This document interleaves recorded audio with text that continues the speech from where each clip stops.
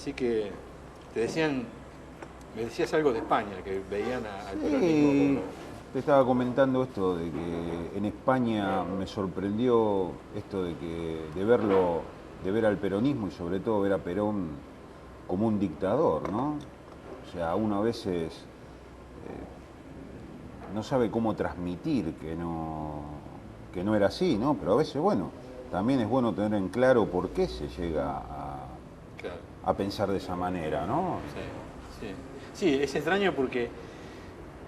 Interesante el tema porque si uno piensa lo que el peronismo produjo desde el punto de vista de la democracia, Sí, es difícil entender cómo alguien puede decir que Perón es un dictador. Porque, por ejemplo, desde que él accede al gobierno en el 45 hasta el 55, el padrón electoral se multiplica sí. por 3. Ah, mirá vos, qué interesante. Por ejemplo, él le da el voto a la mujer, le da el voto a la gente del ejército que antes no votaba. Sí, que antes no votaban. Después Claro. había sectores del país que eran que no eran provincias, pero tampoco se votaba a nivel nacional. Claro. Y fundamentalmente se acaba con el fraude.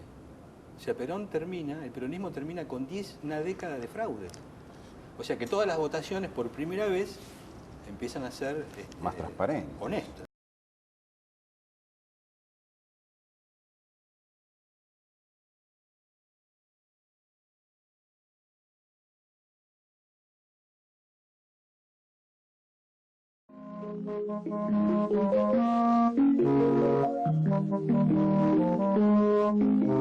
El día que se sancionó la ley 13.010, el miembro informante fue el doctor Eduardo Colom, y tuvimos la dicha de estar ahí, al lado del palco de ella.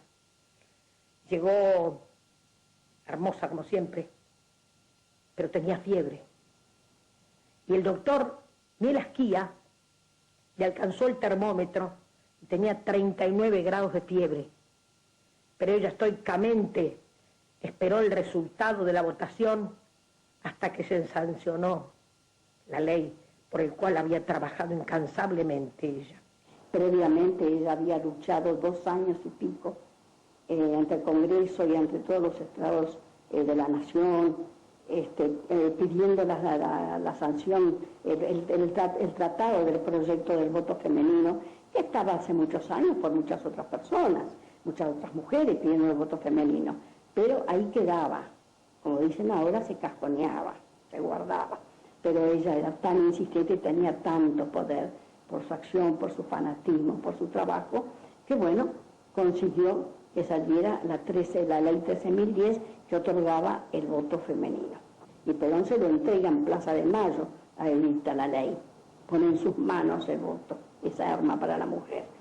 Aquí está, hermanas mías, resumida en la letra apretada de pocos artículos, una historia larga de luchas, tropiezos y esperanzas. Por eso hay en ella crispaciones de indignación, sombras de acasos amenazadores, pero también alegre despertar de auroras triunfales. Y esto último que traduce la victoria de la mujer sobre las incomprensiones, las negaciones y los intereses creados de las castas repudiadas por nuestro despertar nacional.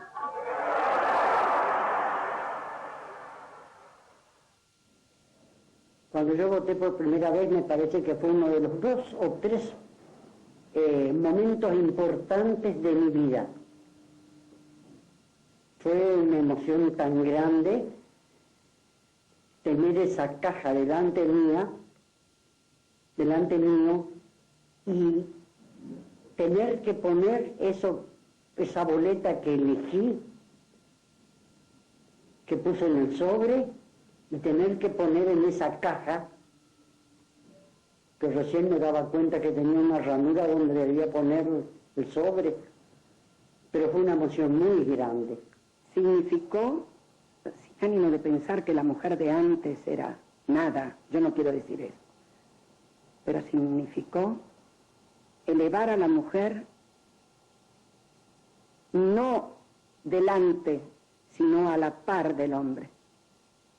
Elevó a la mujer, nos dio el lugar. Yo hasta el día de hoy, un día le dije, gracias señora por todo lo que me dio, y me preguntó, ¿qué te di? ella pensando que era algo material, me dio todo en el momento más difícil.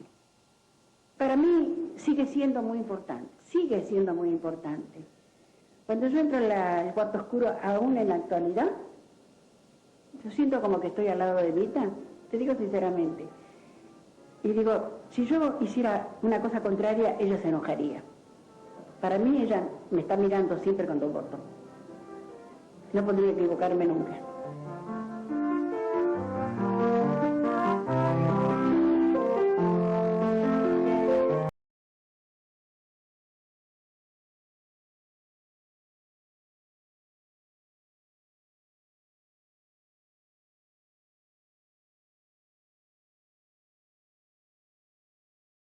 Que muchos nos han criticado. Por primera vez la era del fraude terminó en nuestro país. Las elecciones realizadas durante nuestro gobierno fueron elecciones limpias y sanas, y ganó el que tenía que ganar de acuerdo a la inclinación popular. De la misma manera, nosotros ejercimos un gobierno con la ley. No nos salimos jamás de la ley y de la Constitución. Así fue posible terminar nuestro gobierno sin ningún cargo de conciencia como el que tienen muchos otros que han gobernado después. Claro. Entonces vos decís, bueno, pero ¿cómo puede ser que le digan que es dictador? Encima ganó todas las elecciones. Y la última elección, que es en el año 54, él cae en el 55, él la gana con más del 60% de los votos. Entonces, una cosa terrible. Pero hay una explicación para mí, que es que en realidad la gente no entiende lo que es el peronismo, no se comprende. Entonces, siempre José María Rosa me decía, el historiador, me decía que en la política las cosas que no se comprenden se terminan odiando. Entonces, lo que ocurrió en el país, que el peronismo no se comprendió, porque ahí vamos al otro tema, que es el peronismo. O sea, viste que yo tengo, la obra mía se llama La Revolución Olvidada. O sea, porque en realidad, si uno piensa el peronismo como un partido más, o como un movimiento político más, no lo entiende. En realidad, lo que intenta llevar adelante Perón es una revolución. Eso le decimos, bueno, empezamos de nuevo, empezamos de cero, ¿no? Claro. Entonces, él pone en marcha una nueva forma de democracia, distinta. Él dice, está bien, la democracia liberal tiene una forma de participación, donde el hombre, si querés, vota y consume, para sintetizarlo de alguna forma. De algo, ¿no? Y Perón dice que está bien, que es un sistema que está bien, pero que no le da respuesta al hombre nuevo que está apareciendo. Está apareciendo, ¿no? Ah. O sea, él dice, estamos viviendo una... Y esto lo decía en el 45. Él veía que aparecía un nuevo hombre porque veía la incidencia de los medios de comunicación de esa época. Sí, que no eran más acotados, ¿no? Que no eran claro, prácticamente... Que no es lo que estamos viviendo hoy, pero en esa época, por ejemplo, la radio, el nacimiento de la radio, a él lo impactaba. Entonces él decía, bueno, pero va a surgir un hombre distinto, donde, digamos, el sistema político va a quedar como antiguo, porque es un hombre, él llamó, son las masas que acceden al poder. Entonces lo que él planteaba decía, bueno, pero ¿cuál sería el cambio? Y el cambio sería que la democracia liberal era una respuesta a un mundo donde las masas prácticamente eran, viste, analfabetas. Sí, que eran llevadas. No tenían ni idea de la realidad. Ah. El hombre de la Revolución Francesa, el siervo de la gleba, no sabía lo que pasaba a 2 cuadras. A 2 cuadras de esa... No tenía la menor idea. Entonces era lógico de alguna forma que hubiera una clase profesional, política, que tomara las decisiones. Que ordenara de alguna manera, ¿no? Perón había comprendido en su viaje a Europa que en la evolución natural de la humanidad comenzaba una nueva época, signada por un nuevo protagonista, los pueblos. La Revolución Francesa había sido precedida por una enorme transformación de la comunicación y la cultura que había permitido el ascenso al poder político de un protagonista nuevo, la clase burguesa.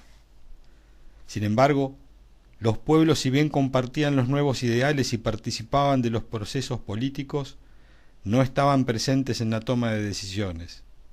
Era impensable que estas multitudes desinformadas y en su mayoría analfabetas pudieran participar de alguna otra forma que la adhesión o el rechazo, muchas veces turbulento, a las distintas alternativas políticas que surgían.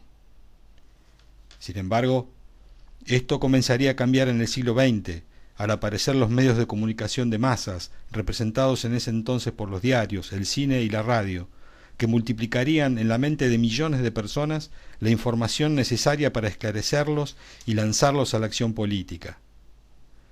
Perón había observado este nuevo fenómeno de las masas pugnando por un nuevo protagonismo. Había comprendido que el enorme desarrollo económico del capitalismo había sido sostenido por la explotación de los trabajadores, y que esta masa que estaba siendo esclarecida por esta nueva revolución cultural pronto exigiría su protagonismo. Así como la burguesía en la época de la Ilustración, las masas empezarían a presionar para exigir una participación activa en la toma de decisiones. Esas decisiones políticas que eran tomadas por miles de dirigentes deberían pasar a ser tomadas por millones de personas. El peronismo intentaría desarrollar una metodología revolucionaria que permitiera el acceso a los pueblos al poder, no como espectadores, sino como actores partícipes de la creación de las normas que definieran a las futuras comunidades. El mundo ha venido desarrollando una evolución que hay que captar si queremos darle una continuidad congruente en el futuro. Es de ahí donde parte el justicialismo. Es indudable que el capitalismo, que se instaura como sucesor del medioevo, trae consigo la empresa, la máquina, que modifica extraordinariamente la actividad de las comunidades. No podemos negar que en los 2 siglos de acción del capitalismo, el mundo técnico y científicamente ha progresado más que en los 10 siglos precedentes. Aunque indudablemente ese progreso ha gravitado sobre las espaldas de los pueblos que han vivido sacrificados y miserables durante esos 2 siglos. Indudablemente que hoy los pueblos están muy esclarecidos en razón de los medios de comunicación, de la televisión, la radio, los diarios, la revista, en fin. Eso ha esclarecido a las masas populares, que han llegado a darse cuenta de que se prepara para el futuro otro sacrificio semejante para también obtener un progreso parecido. Y ya no quieren los pueblos que eso se realice sobre el sacrificio, el dolor, el hambre y la miseria de ellos. Así es como nosotros lo concebimos. Entonces es necesario que ofrezcamos a los pueblos la posibilidad de que trabajen felices, con un grado suficiente de dignidad, para un progreso técnico y científico de la humanidad, que quizás no sea tan grande como el que ha venido asegurando el capitalismo, pero por lo menos que no sea sobre el sacrificio de nadie. Pueblos felices, trabajando por la grandeza de un mundo futuro, pero sin sacrificio y sin dolor, que eso es lo humano, que eso es lo natural y que es también lo científico.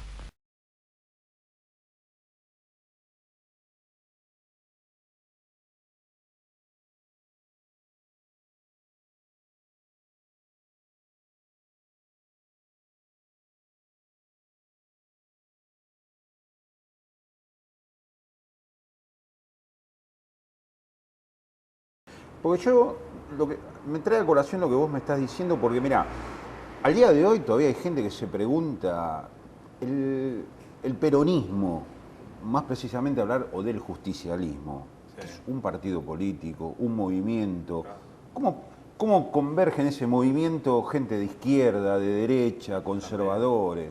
Es una pregunta que hoy en día todo el mundo se la hace. Todo el mundo se la hace, es difícil de saber, ¿no? Porque justamente la única forma de entender el peronismo es que traza una raya y empieza una historia nueva. Sí.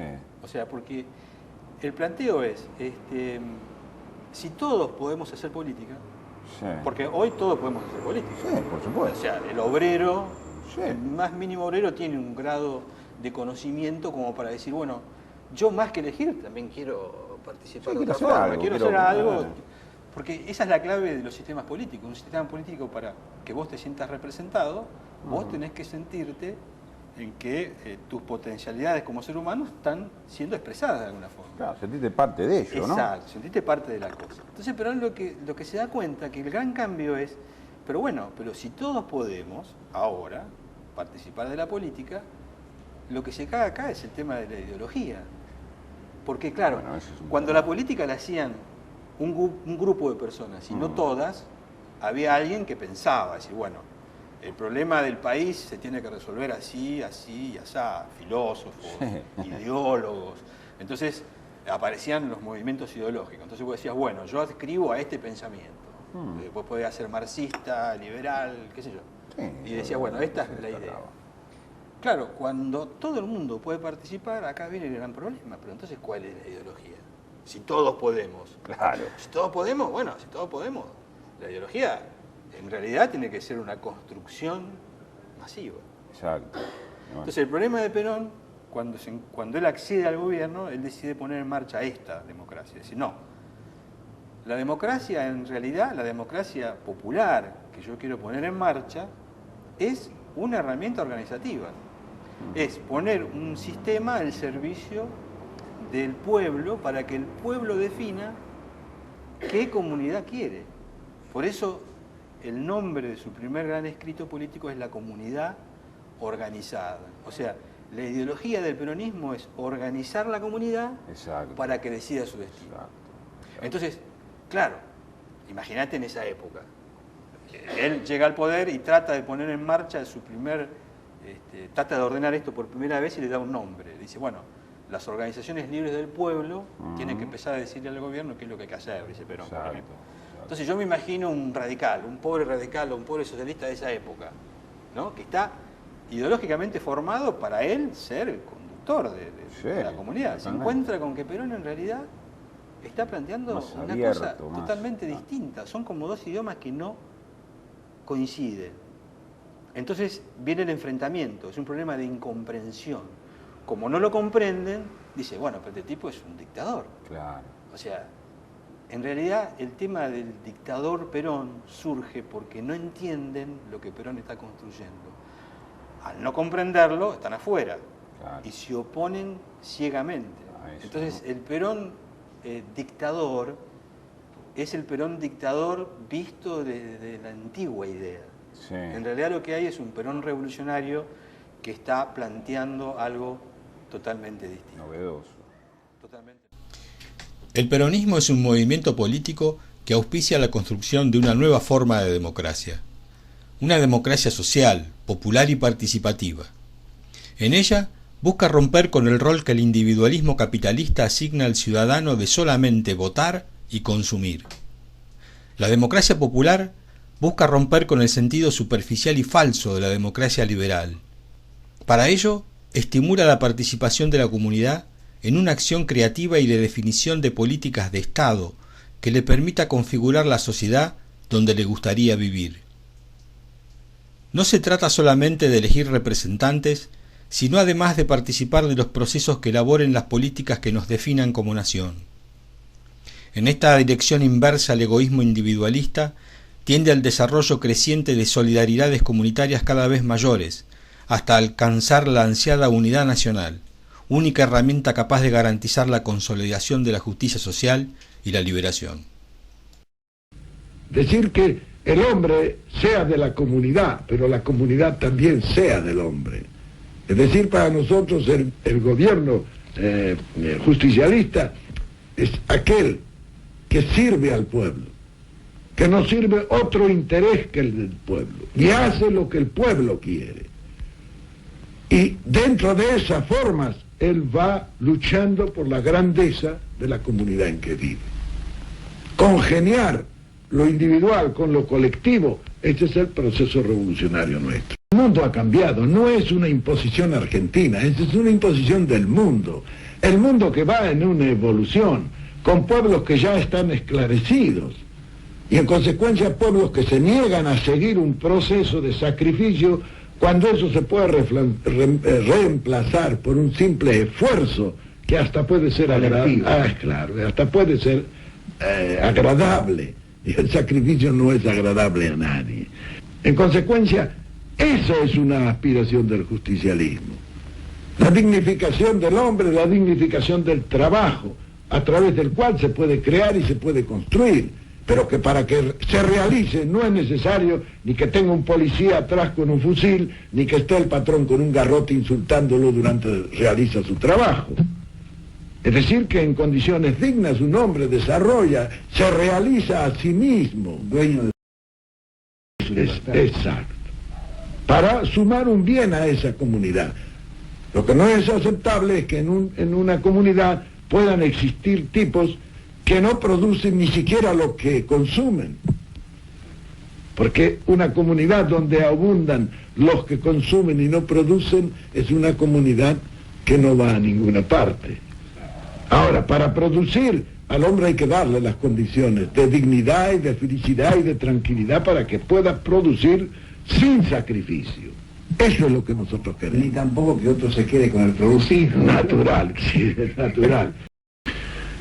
Naturalmente, la única manera conocida para terminar con el antagonismo entre el hombre y la comunidad sería indudablemente desmontar un poco el egoísmo. Y eso nosotros lo decimos precisamente en nuestra ideología. Que el hombre termine con un proceso de explotación de su egoísmo, sacrificando gran parte de él en beneficio de la comunidad. Solamente así se puede arribar a una comunidad organizada. El individualismo es la escuela nefasta y negativa de ganar, haciendo mal a los demás en vez de ganar siendo más capaz y más moral que los otros. Ese es el espíritu maldito del individualismo, carente de sentido social y de sentido político, que no solo ha hecho de cada hombre un lobo, sino que ha hecho lanzar a unas naciones contra otras. Y el hombre podrá independizarse solamente en una comunidad organizada, donde cada uno haga lo suyo, realizándose dentro de una comunidad que también se realice, ya que es muy difícil que un hombre pueda realizarse en una comunidad que no se realice. La comunidad organizada tiende a ese fin, y por eso nosotros a nuestro proceso ideológico enunciado le hemos llamado la comunidad organizada, porque es la comunidad organizada precisamente aquella donde el hombre puede realizarse mientras se realizan todos los hombres de esa comunidad en conjunto. La comunidad organizada es el punto de partida, diremos así, del justicialismo, y es también el punto de arribo del justicialismo. Es decir, una comunidad sin explotación del hombre por el hombre. Natural. Es decir, una comunidad donde todo pueda ser realizado sin sacrificios inútiles, sin excitaciones que no conducen a nada, y que esa comunidad realizada permita, dentro de su organización, que el hombre se realice a sí mismo.